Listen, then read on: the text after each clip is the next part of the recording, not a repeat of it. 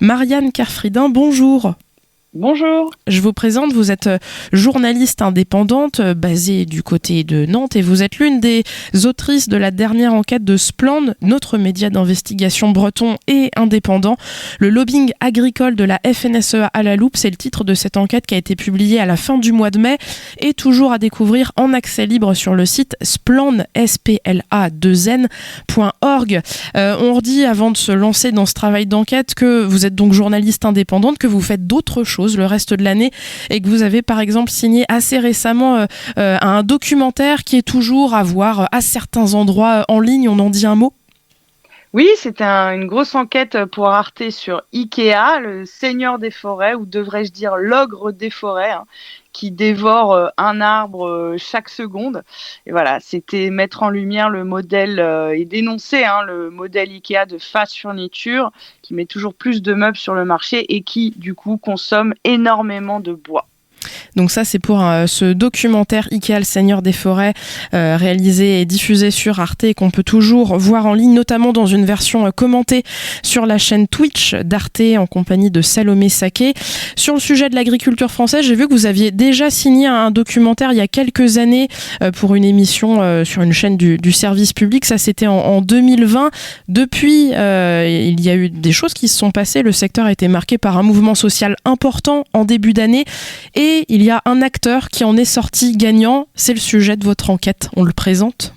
Oui, alors il s'agit de la FNSEA, qui est le syndicat agricole majoritaire en France, et ce depuis la fin de la Seconde Guerre mondiale. Et en fait, effectivement, il y a eu un mouvement de colère assez spontané des agriculteurs en janvier-février. Et c'est un mouvement qui est parti plutôt du sud, plutôt de l'Occitanie, voilà. Et il se trouve que la FNSEA a été un peu débordée par ce mouvement parce qu'il n'en était pas à l'initiative, mais que le syndicat a vite repris le contrôle et s'est imposé, comme il arrive toujours à le faire, comme l'interlocuteur incontournable des pouvoirs publics. Alors le gouvernement français a déjà accédé aux principales demandes du syndicat sur des questions de stockage d'eau, sur la question des pesticides et puis aussi avec des exonérations fiscales à la clé, même si la loi d'orientation agricole est toujours en discussion à l'Assemblée nationale au moment où on se parle. Le cœur de votre enquête, c'est en fait la publication des mandats qui sont multiples de plusieurs figures clés de la FNSEA, Fédération nationale des syndicats d'exploitants agricoles. Quel temps vous avez consacré à cette enquête qui, il faut le dire, vous ne l'avez pas réalisée seule, vous étiez accompagnée d'Elena Debré qui est aussi journaliste ? Oui, absolument. En fait, il s'agit d'une enquête collaborative avec un média qui s'appelle Lighthouse Reports. C'est quelque chose qui se fait de plus en plus, les collaborations entre médias indépendants et médias européens. Donc là, on a travaillé avec des Belges, avec des Polonais, des Italiens, des Allemands. Et en gros, l'idée, c'était avant les élections européennes, de faire une enquête conjointe sur les syndicats agricoles en Europe et de montrer que finalement, si ces syndicats revendiquent représenter tous les agriculteurs, c'est pas exactement le cas.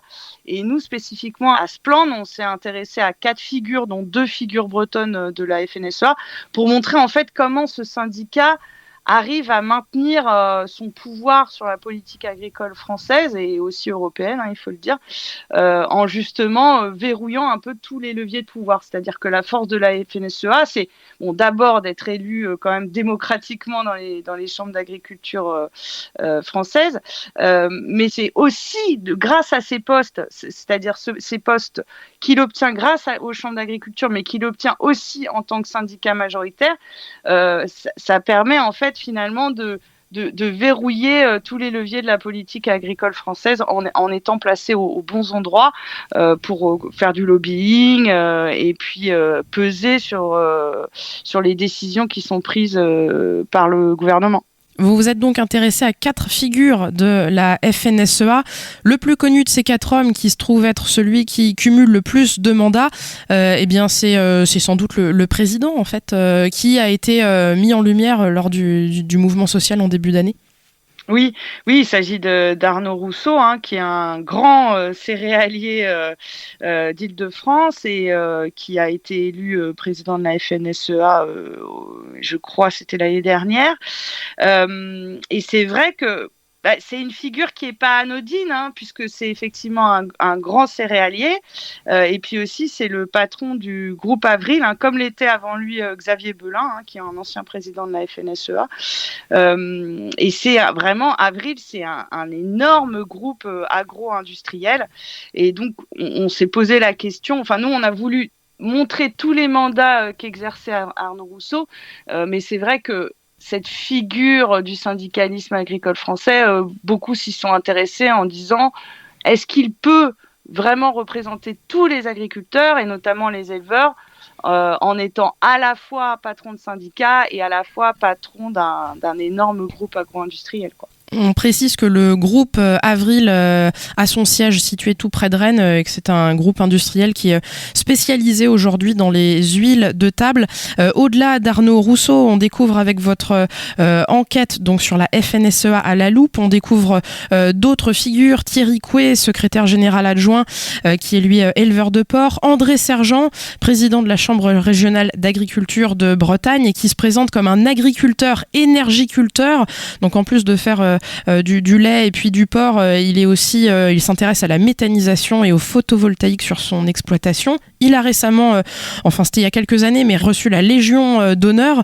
Et puis Jérôme Despay, numéro 2 de la FNSEA, lui, viticulteur. Ils ont, selon les cas, entre 9 et 22 mandats cumulés et sont donc présents dans de nombreuses institutions et organes de décision.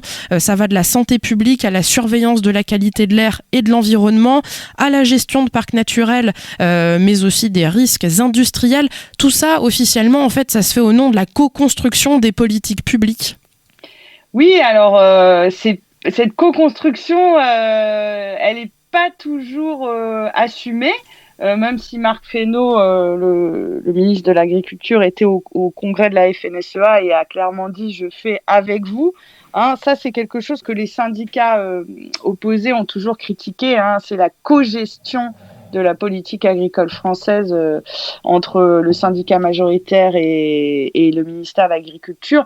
Moi, quand j'avais réalisé cette enquête sur la FNSEA il y a 7 ans pour le magazine Pièces à conviction, j'avais interviewé Dominique Bussereau qui m'avait raconté une anecdote vraiment savoureuse en me disant qu'à l'époque, c'était Jean-Michel Lemétayer qui était président de la FNSEA et qu'il m'a dit, j'avais reçu la visite, donc c'était avant d'être ministre de Jean-Michel Lemétayer, et j'avais l'impression de passer un entretien d'embauche.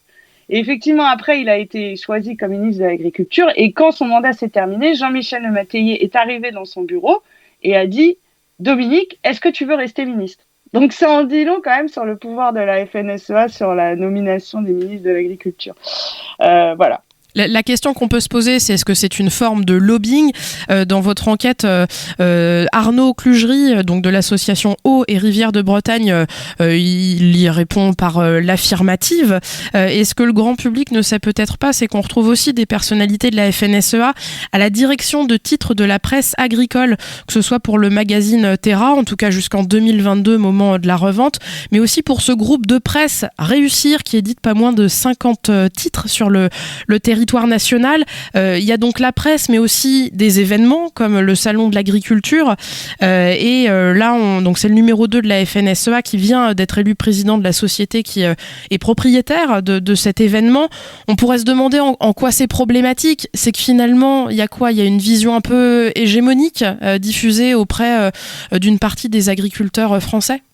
En tout cas, les détracteurs de la FNSEA, c'est ça qu'ils disent, et y compris d'ailleurs des journalistes indépendants qui travaillent sur les questions agricoles, hein, qui se plaignent finalement qu'il reste très peu de titres complètement indépendants du syndicat majoritaire. Et pour certains, qui sont toujours indépendants, disent qu'ils ont des difficultés à travailler, qui sont parfois entravés dans leur travail de journaliste. Et effectivement, la question que ça pose aussi, c'est dans la mesure où ils contrôlent aussi la presse agricole, ils contrôlent les événements. Vous avez parlé du Salon national de l'agriculture, mais il y a aussi le SPACE qui se déroule à Rennes, qui est un événement très très important en matière d'élevage. C'est quel message ils font passer en fait. Et même si la FNSEA continue à dire qu'il y a de la place pour toutes les agricultures, ce que moi j'ai pu constater, et d'autres journalistes qui ont travaillé sur la question, comme Nicolas Legendre par exemple, avec son livre Silence dans les champs, c'est qu'ils portent quand même une vision exportatrice de l'agriculture, donc une vision plutôt productiviste. Et quand on voit ce que la FNSEA a obtenu récemment en matière de méga-bassines, donc de rétention d'eau, ou même de la pause dans le plan éco-phyto sur la réduction des pesticides, on voit bien vers quoi ils tendent. Et même s'ils disent pas d'interdiction sans solution, qui vont dire l'agroécologie a toute sa place, on voit bien que dans la réalité, c'est pas vraiment ce qui se passe, quoi. Alors face à ces constats, si on souhaitait peut-être rééquilibrer la situation et atténuer une forme de domination de ce syndicat qui, on le découvre avec votre travail, n'est en fait représentatif que d'un quart des agriculteurs si on prend en compte l'abstention qui est très forte lors des élections professionnelles, eh bien on pourrait imaginer une évolution du mode de scrutin à ces élections professionnelles. Les prochaines sont prévues début 2025 et c'est un moment où il se joue beaucoup de choses. Bon, a priori, c'est pas l'évolution qui serait réclamée par notamment des députés de gauche, ce n'est pas ce qui se profile pour le moment. Oui, alors effectivement, un syndicat comme la Confédération paysanne, qui est opposé à la FNSEA, ils disent que le mode d'élection, de scrutin du collège des exploitants agricoles au sein des chambres d'agriculture favorise celui qui arrive en tête et donc favorise la FNSEA parce qu'il y a une sorte de prime à la majorité. Donc par exemple, la Confédération paysanne va pouvoir faire un bon score en termes de pourcentage, mais finalement avoir très peu d'élus dans les chambres d'agriculture. Donc eux, ça fait longtemps qu'ils réclament un changement du mode de scrutin et effectivement, ils sont soutenus par plusieurs élus politiques. Mais ce qui se prépare là en coulisses, ce serait un décret qui favoriserait grandement le syndicat majoritaire en termes de financement. Et ça, effectivement, pour le coup, la coordination rurale et la Confédération paysanne, qui sont des syndicats qui n'ont pas toujours les mêmes idées, qui défendent pas forcément la même vision de l'agriculture, là, ils sont d'accord. Et le MODEF, qui est un plus petit syndicat, les trois sont d'accord pour dire si ce décret passe, ça va tuer les syndicats minoritaires parce que l'argent, les subventions publiques vont aller majoritairement à la FNSEA. Pour l'instant, on ne sait pas ce que devient ce décret. On avait évoqué le fait qu'il puisse être promulgué en juillet. On n'a pas de nouvelles, mais effectivement, s'il était promulgué, ce serait un coup dur pour les syndicats minoritaires. Une dernière question, donc dans cette enquête qui est retrouvée en ligne sur le site splend.org et qui nous parle du lobbying agricole de la FNSEA passé à la loupe de votre travail là, journalistique. Plusieurs fois, donc la FNSEA, Fédération nationale des syndicats d'exploitants agricoles, ne souhaite pas, répondre à vos questions pour alimenter un peu votre travail, même si on a quand même les mots d'un des acteurs, je ne sais plus sur quel sujet, peut-être avec André Sergent, je crois, oui. Non, ou Thierry Coué, mais il y a quand même souvent la carte du silence qui est jouée. Oui, alors nous on a été étonnés, c'est vrai, de ne pas avoir de retour de la FNSEA qu'on a sollicité avant la publication de notre article. On a respecté le contradictoire. Par contre, il faut quand même souligner que André Sergent et Thierry Coué ont volontiers répondu à nos questions et avaient des arguments pour se défendre. Ce que je voulais vous dire, c'est qu'en tout cas, effectivement, on sait en tant que journaliste que quand on s'attaque à un syndicat aussi puissant, qui a des liens très forts avec l'agro-industrie, moi, pour vous donner un exemple, quand j'ai fait ce documentaire il y a 7 ans pour Pièce à conviction sur France 3, la FDSEA du Cantal m'a attaqué en diffamation. Voilà, ils m'ont intenté un procès, ce qu'on appelle des procès bâillons, parce que je suis journaliste indépendante, donc préparer un procès, ça me prend du temps, ça a un coût pour la société de production qui doit prendre en charge l'avocat. Ils avaient attaqué aussi 2 agriculteurs qui témoignaient dans mon film. Alors heureusement, j'ai gagné ce procès haut la main et j'en suis ravie. Mais c'est vrai qu'ils n'hésitent pas, quand ce que les journalistes font ne leur plaît pas, à attaquer en justice. On vous représente, Marianne Kerfridin, vous êtes journaliste indépendante et donc l'une des autrices de la dernière enquête de Splend, ce média d'investigation breton indépendant, le lobbying agricole de la FNSEA à la loupe. C'est à lire toujours donc en accès libre sur splend.org, ça a été publié fin mai et on rappelle que les dons des lecteurs sont toujours les bienvenus pour que Splend continue à mener ce travail nécessaire pour une information éclairée auprès des Bretons et des Français. Merci beaucoup. Merci à vous.